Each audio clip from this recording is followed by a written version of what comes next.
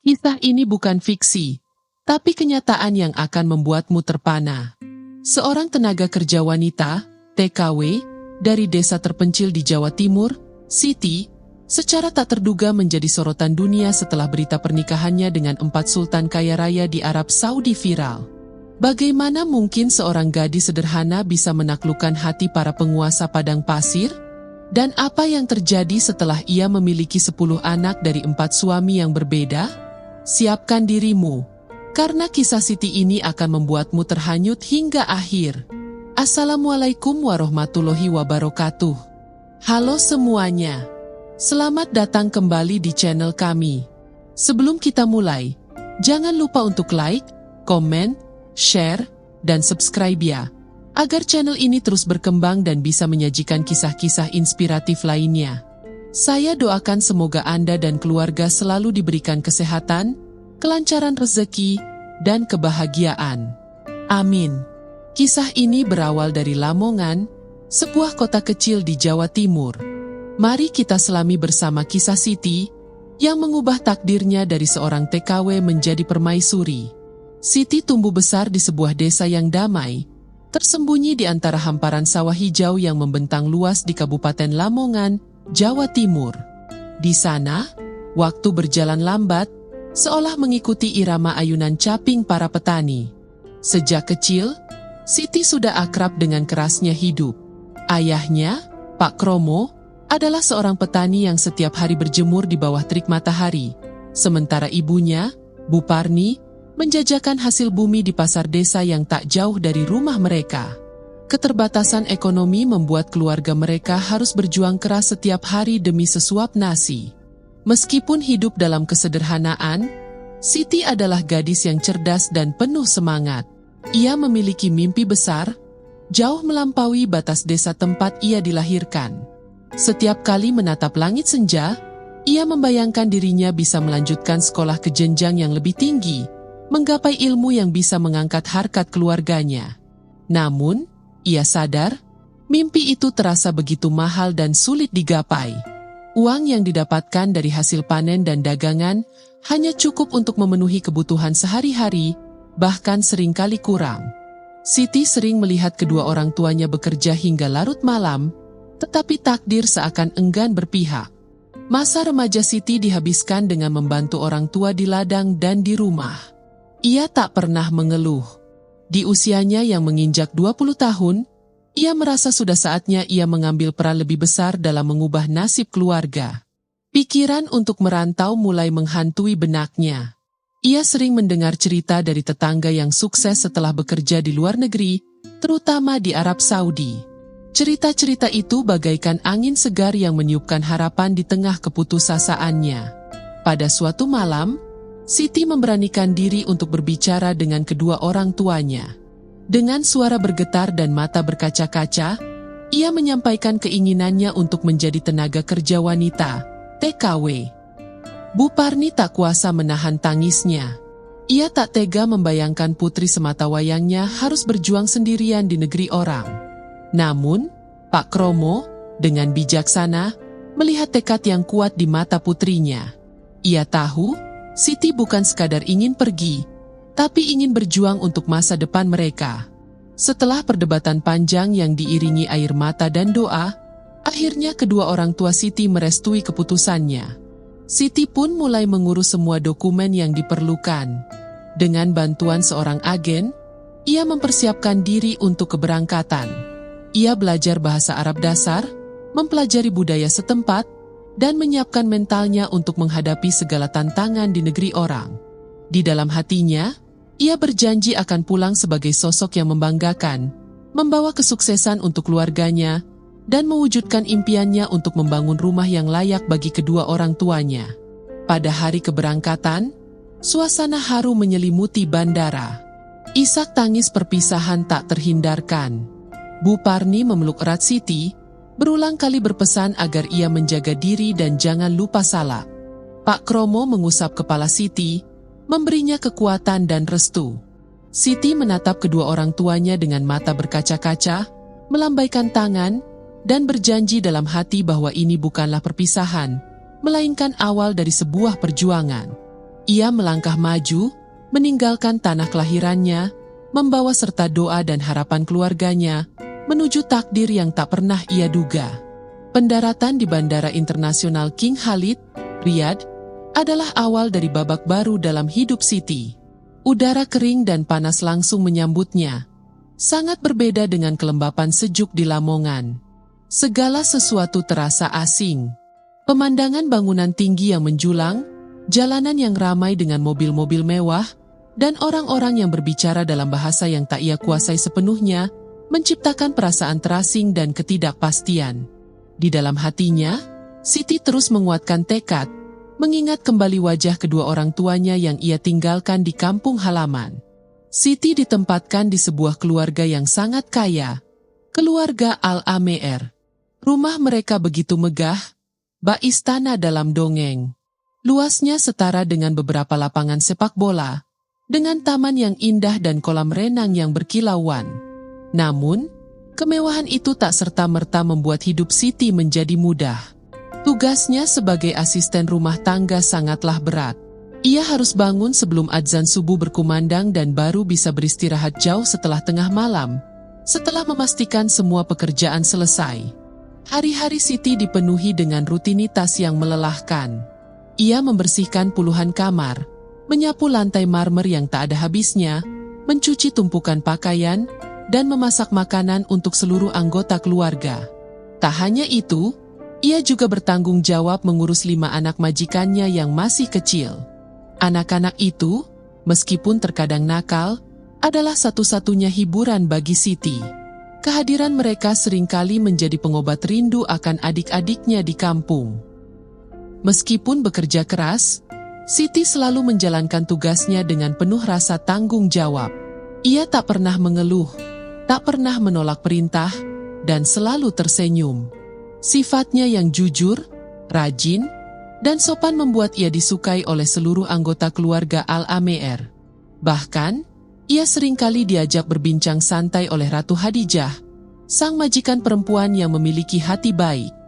Ratu Khadijah sering memuji kerapihan dan keuletan Siti dalam bekerja. Di tengah rutinitas yang monoton dan melelahkan, ada satu hal yang sering dilakukan Siti di waktu luangnya yang sangat terbatas: menjahit. Keterampilan menjahit ini ia dapatkan dari ibunya.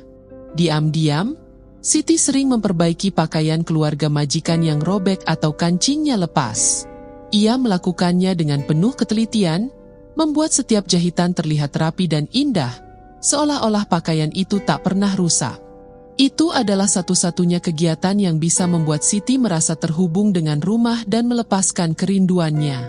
Suatu sore, Ratu Khadijah menemukan sebuah gaun miliknya yang telah robek di bagian bawah tergeletak rapi di atas meja. Gaun itu telah diperbaiki dengan jahitan tangan yang sangat halus dan artistik. Ratu Khadijah terkejut sekaligus kagum. Ia segera memanggil Siti dan bertanya siapa yang melakukannya. Siti, dengan malu-malu, mengakui bahwa ia yang telah memperbaikinya. Ratu Khadijah tak bisa menyembunyikan kekagumannya. Ia melihat lebih dari sekadar jahitan. Ia melihat bakat, ketekunan, dan hati yang tulus.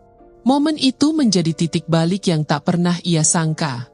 Sebuah benang sederhana telah menuntun Siti menuju takdir yang luar biasa, mengubah tak hanya gaun yang robek, tapi juga jalan hidupnya. Kekaguman Ratu Khadijah terhadap keterampilan Siti dalam menjahit bukanlah sekadar pujian sesaat. Ia melihat lebih dari sekadar jahitan yang rapi. Ia melihat bakat luar biasa yang terpendam di balik sosok sederhana seorang TKW. Ratu Khadijah, seorang wanita cerdas dan berjiwa bisnis, tahu persis bagaimana mengenali potensi. Dia sendiri adalah pemilik butik dan salon kecantikan ternama di Riyadh yang selalu mencari talenta-talenta baru. Pada suatu malam, Ratu Khadijah memanggil Siti ke ruang kerjanya. Jantung Siti berdebar kencang. Ia takut telah melakukan kesalahan. Namun, raut wajah Ratu Khadijah tidak menunjukkan kemarahan, melainkan senyum hangat.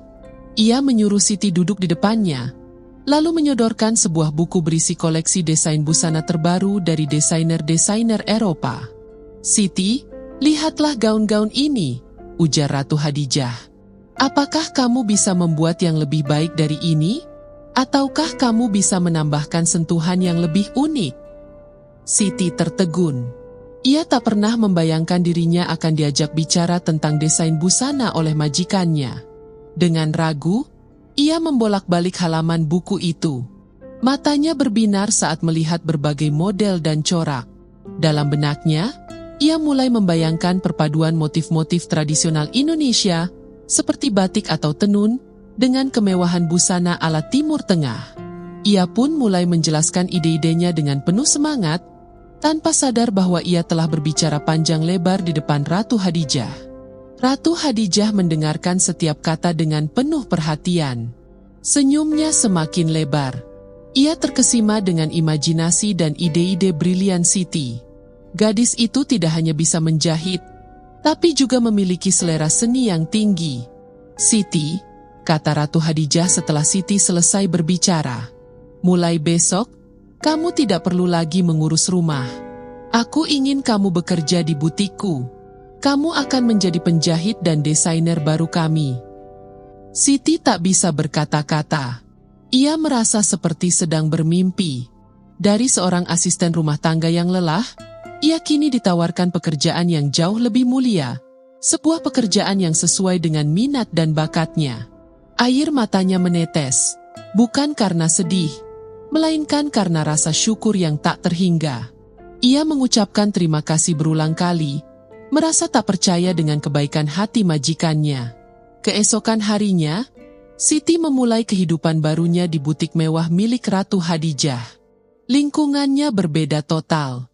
Ia bekerja di ruangan yang nyaman, dikelilingi oleh kain-kain sutra, renda, dan payet yang berkilauan. Ia diberi alat-alat jahit modern dan tim yang mendukung. Disinilah bakat Siti benar-benar mekar. Dengan kebebasan berkreasi, Siti mulai menciptakan gaun-gaun indah yang memadukan keanggunan Arab dengan sentuhan etnik Indonesia. Hasil karyanya segera menarik perhatian para pelanggan butik. Gaun-gaun buatan Siti cepat laku dan menjadi incaran para sosialitariat. Reputasinya sebagai desainer muda yang berbakat menyebar dari mulut ke mulut. Tak butuh waktu lama, butik Ratu Hadijah menjadi semakin ramai, dan nama Siti mulai dikenal di kalangan atas. Ia bukan lagi Siti si TKW, melainkan Siti, desainer muda yang karyanya sangat diminati. Berita tentang kehebatan Siti pun akhirnya sampai ke telinga para bangsawan dan penguasa di Arab Saudi, membuka jalan bagi takdir luar biasa yang menantinya. Nama Siti kini bukan lagi bisikan, melainkan gaung yang menggema di seluruh Riyadh. Butik Ratu Hadijah menjadi tempat ziarah para sosialita yang ingin memiliki gaun rancangan Siti. Karyanya yang unik, memadukan keanggunan Arab dengan sentuhan seni Indonesia, menciptakan tren baru. Reputasinya yang cemerlang bahkan sampai ke telinga para penguasa, termasuk Sultan Tarik, seorang pengusaha minyak yang sangat berpengaruh dan dikenal memiliki kekayaan tak terhingga. Sultan Tarik memesan beberapa gaun untuk istri-istrinya yang tertarik dengan desain-desain Siti. Namun, saat bertemu langsung dengan Siti untuk mendiskusikan pesanan, Sultan Tarik menemukan sesuatu yang jauh lebih berharga daripada sekadar desain busana. Ia terpesona oleh kepribadian Siti. Di balik sorot matanya yang teduh, ia melihat kecerdasan, ketulusan, dan kesederhanaan yang jarang ia temui di kalangan bangsawan. Setiap kali mereka berdiskusi, Sultan Tarik merasa nyaman dan terhubung. Obrolan mereka tidak hanya seputar kain dan model, melainkan juga tentang kehidupan, mimpi, dan cita-cita. Perlahan tapi pasti, benih-benih cinta tumbuh di hati Sultan Tarik. Ia menyadari bahwa Siti bukanlah wanita biasa. Ia tak hanya cantik secara fisik, tapi juga memiliki hati yang mulia dan pikiran yang cerdas. Setelah beberapa kali pertemuan, Sultan Tarik memutuskan untuk melamar Siti. Lamaran ini bukan sekadar ajakan, melainkan sebuah pernyataan keseriusan. Ia tidak peduli dengan latar belakang Siti yang hanya seorang mantan TKW. Baginya, hati adalah yang utama. Siti terkejut dengan lamaran itu. Hatinya diliputi keraguan dan ketakutan. Ia merasa dirinya tidak pantas bersanding dengan seorang sultan. Namun, Melihat ketulusan di mata Sultan Tarik, ia akhirnya luluh dan menerima lamaran itu. Pernikahan mereka pun dilangsungkan secara sederhana namun hikmat, menjadikan Siti sebagai istri keempat Sultan Tarik.